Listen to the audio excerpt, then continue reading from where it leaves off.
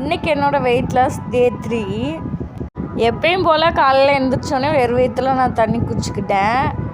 அப்புறம் பால் தான் காய வச்சு குடிச்சிட்ருந்தேன் நான். இன்றைக்கி பிரேக்ஃபாஸ்ட்டுக்கு நான் சப்பாத்தி தான் எடுத்துக்கிட்டேன். காலையில் வச்ச சாம்பார் இருந்துச்சா, அதவே ஊற்றி சாப்பிட்டாச்சு. குட்டி மேடம் எந்திரிச்சிட்டாங்களா, அவங்களுக்கும் தண்ணி கொடுத்துட்ருந்தேன். தண்ணி கொடுத்துட்டு கொண்டைக்கடலை இருந்துச்சு, அதை தான் ஊற போட்டேன்.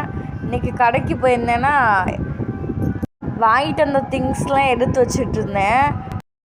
இன்னும் சம்மரே ஆரம்பிக்கல, அதுக்குள்ளே அந்தளவுக்கு வெயில் அதிகமாக இருக்குது. குழந்தைங்களுக்கெல்லாம் அடிக்கடி தண்ணி கொடுங்க.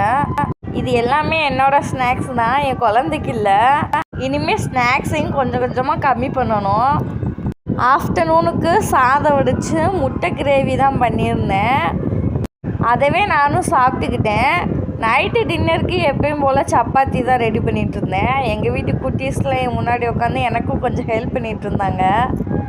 நைட்டு எங்கள் அம்மா தண்ணிப்பழம் 2 கொண்டு வந்திருந்தாங்களா, அதை தான் அறுத்து எல்லாத்தையும் கொடுத்துட்டு மீதி இருக்க தண்ணிப்பழத்தை ஃப்ரிட்ஜில் எடுத்து வச்சிட்டேன்.